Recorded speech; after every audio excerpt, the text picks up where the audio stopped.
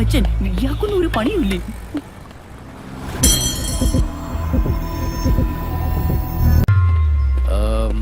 ഈ ഫയർഫോഴ്സ് കൂടെ വരട്ടെന്ന SP പറയുന്നത്. ഇവിടെ ഒരു ബോട്ടോ വള്ളമോ വല്ലോ കിട്ടുമോ? ഇവിടെ ഒരു ബോട്ട് ഉണ്ടായിരുന്നില്ല, അതെവിടെയാ? അത് പഴയതാണല്ലോ സാർ, 5-8 വർഷമായി വെള്ളത്തിലിറക്കിയിട്ട്. അത് സാരമില്ല, അതൊരു ബോട്ടാണല്ലോ. ബോട്ടാണ്? എവിടെ ഇട്ടിരിക്കുന്നത്? അത് ആ ഷെഡിലുണ്ട്. ഒരു ബോട്ട് കിട്ടിക്കഴിഞ്ഞാൽ പിന്നെ കാര്യങ്ങൾ എളുപ്പമായി. വരൂ, കമോൺ കമോൺ.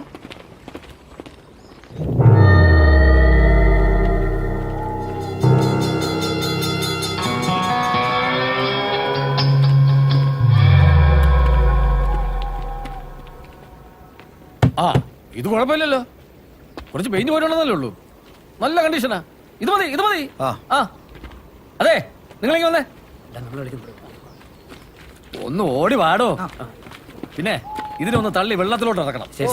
അതെ, നമ്മുടെ സ്റ്റോറില് വല്ല ഉരുളൻ തടിയോ അങ്ങനെ വല്ലതും ഉണ്ടോന്ന് നോക്കിയേ. വരൂ, നമുക്ക് ഈ ബോട്ടിൽ കയറി അങ്ങോട്ട് ചെല്ലാം. അല്ല ഡീഫോ, ഈ മുതലയുടെ സൈക്കോളജി എങ്ങനെയാ? നമ്മൾ വല്ല പാട്ടിയോ മറ്റോ വെച്ച് തട്ടി ശബ്ദം ഉണ്ടാക്കിയ അത് പിന്മാറും. അത് പിന്നെ നമുക്കൊന്ന് ശ്രമിച്ചു നോക്കാം. എന്താണോ സർ?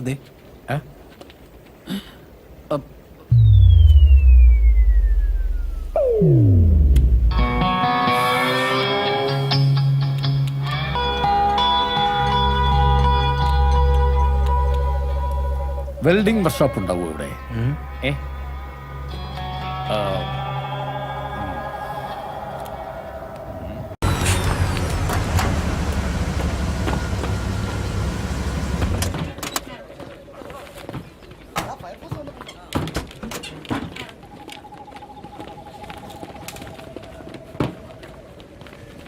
ഏത് മരത്തിലാ കുടുങ്ങിയത്? അതാണ് മരം. ഓഹോ, വന്നേ. പക്ഷെ ഒരു പ്രശ്നമുണ്ട്. എന്ത് പ്രശ്നം? ഒരു മുതല അവിടെ കിടപ്പുണ്ട്. മുതലേ? അല്ല, അത് കുഴപ്പമില്ല. നിങ്ങളതിൽ വാട്ടർ ടിങ്കി ഉണ്ടല്ലോ, അതിറക്കണം.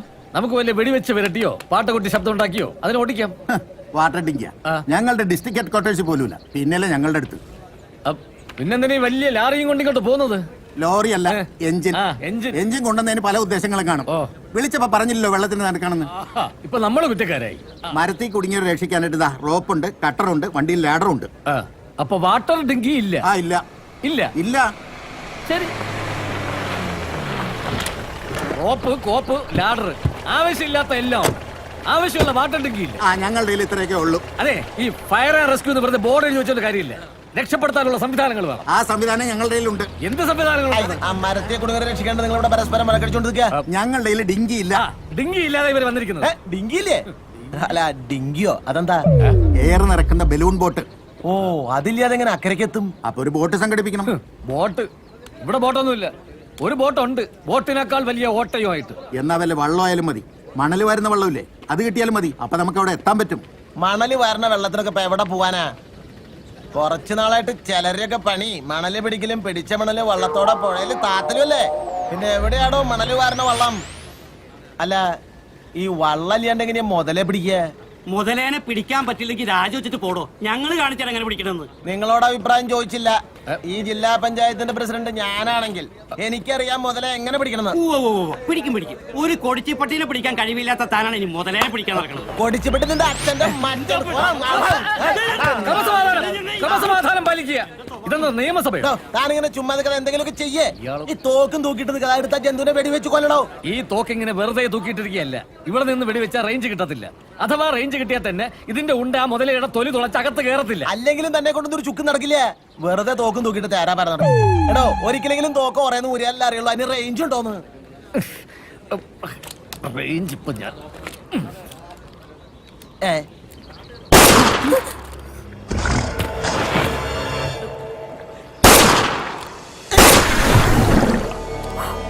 ഇങ്ങനെ വെടിവെച്ചാ മതിയാ?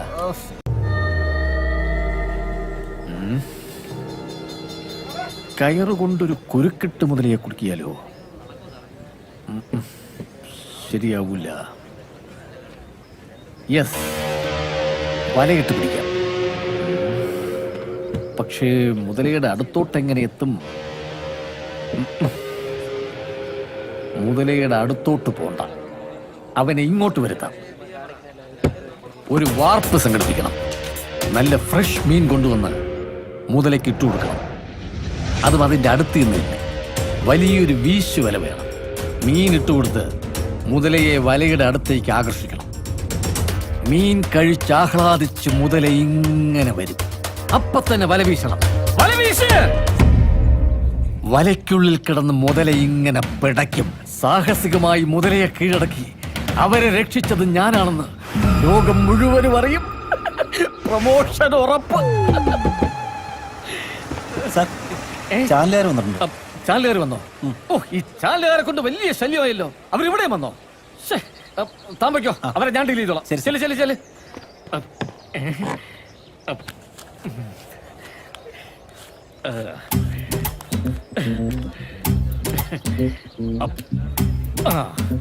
ഓക്കെ.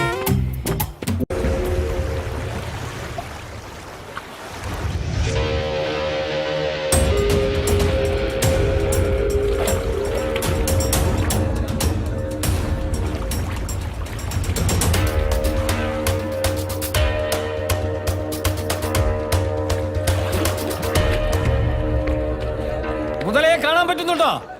സാർ, ഞാൻ മുതലേ കാണുന്നുണ്ട് സാർ. ആ ആ, സാർ, ഞാൻ മീനിട്ട് കൊടുക്കട്ടെ സാർ? എറിഞ്ഞു കൊടുക്കണോ? Okay sir.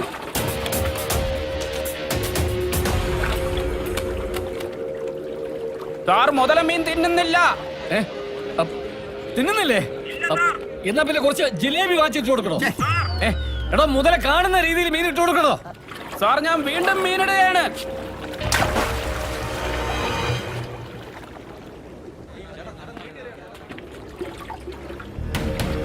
സാർ, മുതല എന്റെ നേരെ വരുന്നു. വലിക്കൂ സാർ, വലിക്കൂ. ഓടായിട്ട് വലിക്കണോ? സാർ, രക്ഷിക്കൂ സാർ.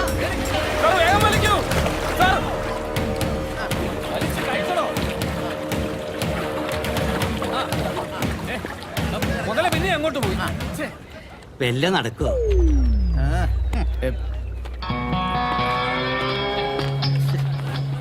ഒന്ന് കളഞ്ഞിട്ട് പോടോ.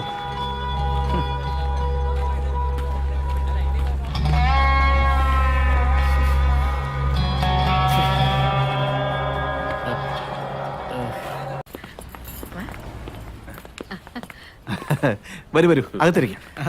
വരും.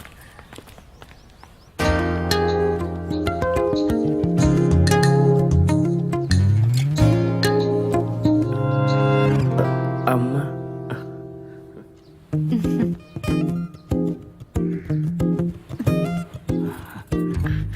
മോളെവിടെ? മോൾക്ക് അർജന്റായി ഓഫീസിൽ നിന്ന് പോകേണ്ടി വന്നു. ഇപ്പൊ ചെത്തും. പണ്ടത്തെ പോലെ അല്ലല്ലോ. പെണ്ണ് കാണാൻ വരുന്നുണ്ടെന്ന് വെച്ച് ജോലിക്ക് പോകാണ്ടിരിക്കാൻ പറ്റുമോ? ശ്രീയുടെ അച്ഛൻ എന്നെ കാണാൻ വന്നപ്പോ ഞാനും വീട്ടിലില്ലായിരുന്നു. എല്ലാരും എത്തിയതിന് ശേഷം ഞാൻ കോളേജിൽ നിന്ന് വന്നത്. അതെ, ടൈപ്പ് പഠിക്കാൻ പോയിട്ട് വന്നതാ. അല്ല, ഇനി മോള് കൂട്ടുകാരികളുമായിട്ട് സിനിമയ്ക്കോ കറങ്ങാനോ മറ്റോ പോയതാണോ? ഏയ്, അവൾ അങ്ങനൊന്നും പോവില്ല. ഒറ്റ മോളാണെങ്കിലും അധികം ഫ്രീഡം ഞാൻ കൊടുക്കാറില്ല. അതെ അതെ, മോളുടെ അച്ഛൻ ഭയങ്കര സ്ട്രിക്റ്റാ. ഒന്ന് പുറത്തോട്ട് പോണെങ്കിൽ കൂടിയും അച്ഛനോട് ചോദിക്കും. പിന്നെ അവക്കിവിടെ വേറെ ഫ്രണ്ട്സ് ഒന്നും ഇല്ല. വൈകിട്ട് ഞങ്ങൾക്ക് ശ്രീ ഗണേഷ് മാധവൻ സ്വാമിയുടെ അപ്പോയിന്റ്മെന്റ് ഉണ്ട്. ധൃതി വെക്കാന്ന് കരുതരുത്, സാരമില്ല, സമയത്ത്. ആ സ്വാമിയല്ലേ ഏതോ കേസിലോ പറ്റോ? അതൊക്കെ അസൂയക്കാർ ഉണ്ടാക്കി പറയുന്നതാ. സ്വാമി പറയുന്ന പോലെ ചെയ്താ എല്ലാം നമുക്ക് അനുകൂലമായേ വരും. സ്വാമി പറഞ്ഞ പൂജകൾ ചെയ്തിട്ടല്ലേ അവന് ഇന്ത്യൻ ടീമിലേക്ക് സെലക്ഷൻ കിട്ടിയത്. അതുപോലെ ദുർഗാക്ഷേത്രത്തിൽ 3 കലം പൊങ്കാലയിടാൻ പറഞ്ഞിരുന്നു. കഴിഞ്ഞ മാച്ചിൽ കിട്ടിയില്ലേ 3 വിക്കറ്റ്. അടുത്ത കളിക്ക് മുമ്പ് കാളിക്ഷേത്രത്തിൽ 101 കലം പൊങ്കാല ഇടാനാ പറഞ്ഞിരിക്കുന്നത്. അതിനൊരു കളി 10 പേരല്ലേ ഉള്ളൂ. അതിനല്ല, പെട്ടെന്ന് 100 വിക്കറ്റ് തികയ്ക്കാനാ. എന്റെ അച്ഛനെല്ലാം അറിഞ്ഞു കാണുമോ? ചിലപ്പോ നമ്മളെ രക്ഷിക്കാനായിരിക്കും. രക്ഷപ്പെടണം, രക്ഷപ്പെടണം.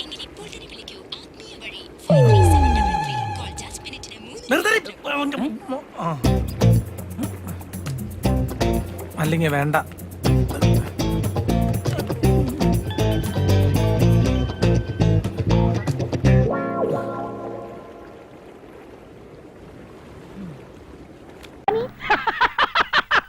പോകുമ്പോ എന്തൊരു സ്മാർട്ട് ആയിരുന്നു. എന്താടാ വിളിക്കുന്നത് നിനക്ക്?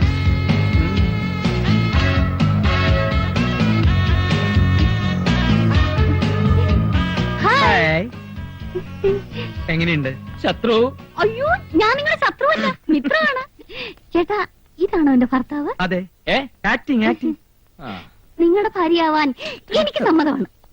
എന്താ നിന്റെ പേര്? മിസ് നീലി. എല്ലാ കാര്യവും ഞാൻ പറഞ്ഞു.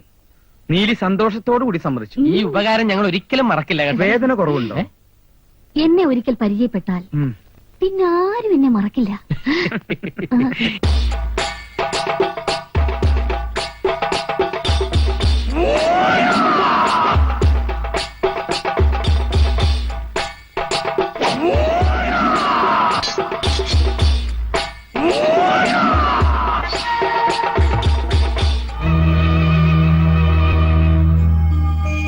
നാടക നടിയാ, കലാനിലയത്തിൽ ഉണ്ണിയാർച്ചയായിട്ട് അഭിനയിച്ചിട്ടുള്ള. നീലി കാണട്ടെ കാണട്ടെ. അയ്യോ, ഞാൻ നീലിയല്ലേ, നീലകണ്ഠൻ, മംഗലശ്ശേരി നീലകണ്ഠൻ. കൊണ്ടും കൊടുത്തും കയ്യറപ്പ് തീർന്ന മംഗലശ്ശേരി നീലകണ്ഠൻ. അസുരന്റെ വീര്യവും ദേവന്റെ പുണ്യവും ഒത്തുചേർന്ന ജന്മം. എന്നോടാ കളി? ബാബാവിനെയും കണ്ടില്ലേ? ഇവിടെ നീലി കലക്കും.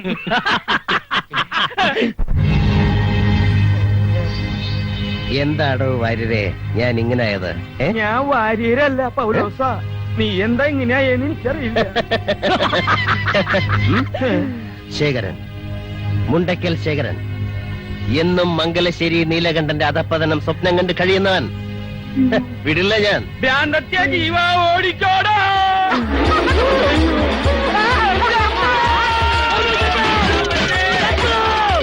അയ്യോ,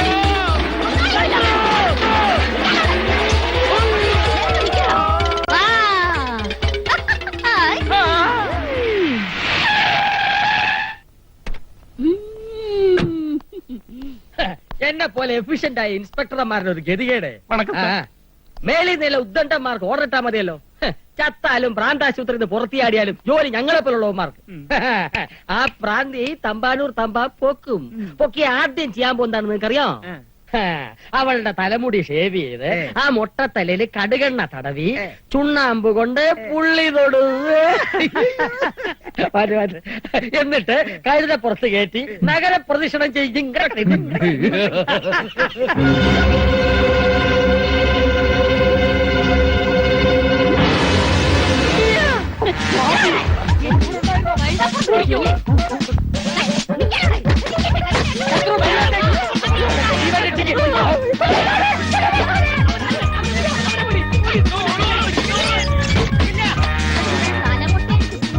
അല്ലേടോ?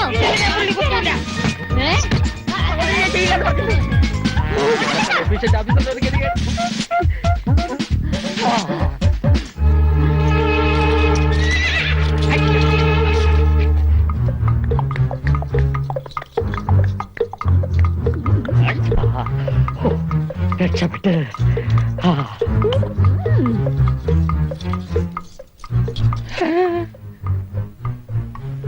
കട്ടി പോട്ടിருக்க.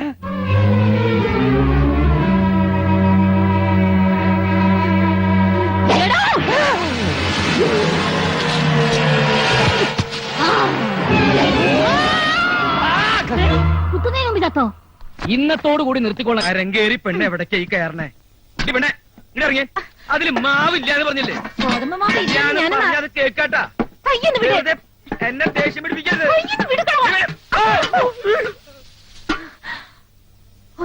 ഇത്രയും കാലായിട്ടും ഒരാളും എന്റെ ദേഹത്ത് ഒരു നുള്ളു പൂഴി നുള്ളിയിട്ടിട്ടില്ല.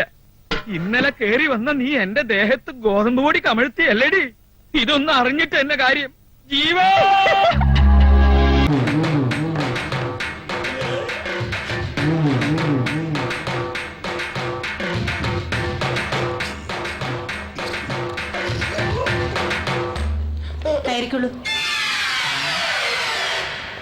എന്താ ഇയാള് പോകുന്നില്ലേ? ഒരു കിതപ്പ്, ലേശം വിശ്രമിച്ചിട്ട് പോകാം. നോണമില്ലാത്ത എന്താ അവര് പറഞ്ഞു? ഒന്നുമില്ല. അവരിവിടുത്തെ വനിതാ സയ്യ ആള് മഹാ പെശക. കിട്ടിയേ ഒന്നുമില്ല, ഒരു പാവ സ്ത്രീ. അവർക്ക് ഇത് ശരീരം ഉണ്ടായിപ്പോ തെറ്റാണോ? സുന്ദരേട്ടന്റെ പപ്പ എങ്ങനെ കുടിപ്പിക്കുന്നത്? നിന്റെ പ്രിയതം പറഞ്ഞു കേട്ടാ, ഞാൻ അവളുടെ പപ്പയെ കുടിപ്പിക്കുന്നതെന്ന്. എനിക്ക് കുറ്റബോധം കൊണ്ട് ഇരിക്കാൻ പറ്റുന്നില്ല. കുടിക്കാൻ ഇങ്ങനെ ഇഷ്ടമില്ലാത്തൊരു മനുഷ്യൻ കുട്ടികളെ കഷായം കുടിപ്പിക്കുന്ന പോലല്ലേ ഞാൻ ഈ ഒരു കുപ്പി അങ്ങനെ ഒഴിച്ചു കൊടുത്തത്. എടാ ശിവ, ഒരു തുള്ളി എനിക്ക് ക്യാൻസർ തന്നില്ല. ഞാൻ ഈ കാലിക്കുപ്പി മണപ്പിച്ചിരിക്കാൻ തുടങ്ങട്ടെ 1 മണിക്കൂറായി. നീ വണ്ടി എടുക്ക്. നിന്റെ ഹോസ്റ്റലിലെ മൈക്കിൾ ജാക്സന്മാര് ഒരു സ്മോൾ എനിക്ക് തരാതിരിക്കില്ല. They are sweet boys. അങ്ങ് എണ്ണീക്കുമ്പോ നിന്നെ കണ്ടില്ലെങ്കിൽ നാളെ പണി പോകും പറഞ്ഞേക്കാം. ഉണരാനോ? ഇനി നാളെ ഉച്ചക്ക് നോക്കിയാൽ മതി. ഇത് ഉറക്കമല്ല, ഒരു താൽക്കാലികമായ മരണം. ഉച്ചക്കല്ലടാ, ചാടിക്കോ ചാടിക്കോ, വിളിച്ചങ്ങോട്ട് ചാടിക്കോ.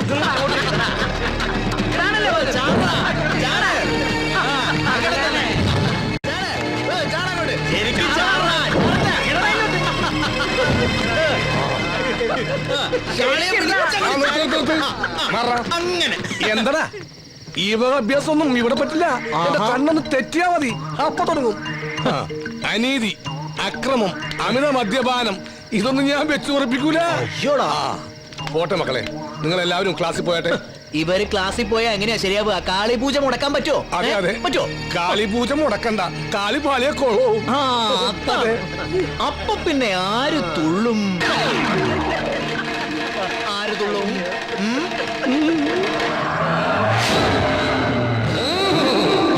ഓം കാളി വിട്ട കളി, ഓം കാളി വിട്ട കളി.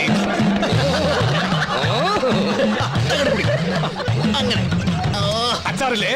ഇല്ലല്ലോ സുന്ദര. ഇല്ലെങ്കിൽ വേണ്ട. നിന്റെ അച്ഛന്റെ പേരെന്താ? ഭാസ്കരൻ.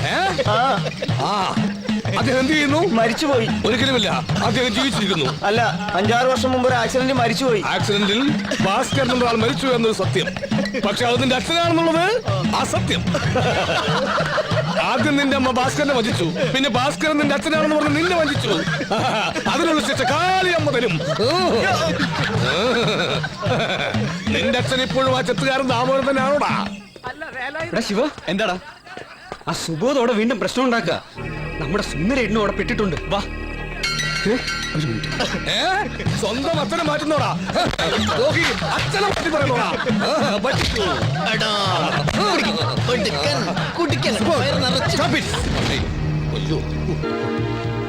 സാറേ, ഇവരെ എന്റെ ഫ്രിഡ്ജ് എടുത്തോണ്ട് പോയേ. ഓഹോ, ഇവരാണോ? ഇങ്ങോട്ട് മാറിക്ക്.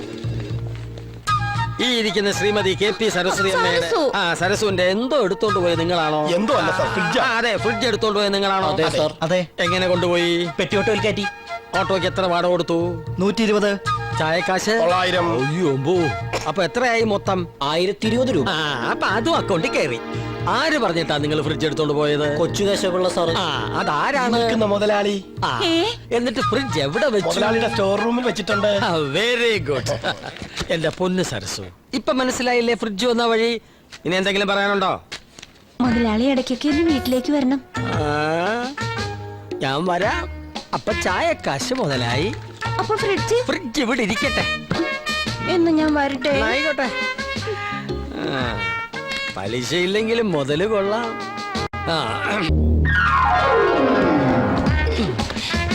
ഇപ്പഴാ ശരിക്കും കണ്ടത്. ഈ വേഷം സാറിന് നല്ലത്. നല്ല ചേർച്ചയുണ്ട്.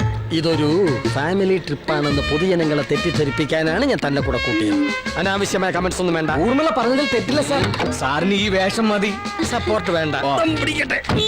കിഡ്നാപ്പിംഗ്, ചേസിംഗ്, ഫൈറ്റിംഗ്, അതിനാണ് നമ്മളിവിടെ വന്നിരിക്കുന്നത്. അതിന് യോജിച്ചൊരു വേഷം ധരിച്ചു, അത്രേ ഉള്ളൂ. അല്ലാതെ ഞാനൊരു സ്ഥിരം ഗുണ്ടയാൻ ഉദ്ദേശിക്കുന്നില്ല. നമ്മൾ ഒരുപാട് വെയിറ്റ് ചെയ്യേണ്ടി വരും. ഉച്ചയ്ക്ക് എനിക്കൊരു ഓട്ടം ഉണ്ടായിരുന്നു. നമ്മൾ എന്തിനാ ഇവിടെ നിൽക്കുന്നതെന്ന് അറിയാം? ജാമ്യത്തിൽ ഇറങ്ങുന്ന ഒരു ജയിൽ പുള്ളിയെ കിഡ്നാപ്പ് ചെയ്യാൻ, അല്ല തലവേദനയ്ക്ക് മരുന്ന് വാങ്ങാനല്ല. അവനെ ഇങ്ങോട്ട് കൈ കെട്ടിയാ പിന്നെ താൻ വേറെ ഓട്ടോ നോക്കണ്ട. ഓട്ടത്തോടെ ഓട്ടോ. അയ്യോ, തലപോണ കേസിലൊന്നും ഞാനില്ല. എനിക്ക് 2 ഭാര്യ, ഒരു കുട്ടിയുള്ളതാ. എന്താ ഈ മൈക്കുള്ളമാരുടെ പേര്? പിടിക്കേ. ഇവരെ ഗുണ്ടകളെന്ന് വിളിക്കരുത് സാർ. പിന്നെ എന്താണോ ഇവരുടെ പേര്? ഒരാൾ സത്യചന്ദ്രൻ, ഒരാൾ ഹരിചന്ദ്രൻ, ഒരാൾ സൗമ്യശീലൻ. Present sir. നല്ല സ്വഭാവ ഗുണമുള്ള ഭീകര ഗുണ്ട. Thank you sir. താനിവരെ ആശ്രമത്തിൽ നിന്നാണോ വിളിച്ചത്?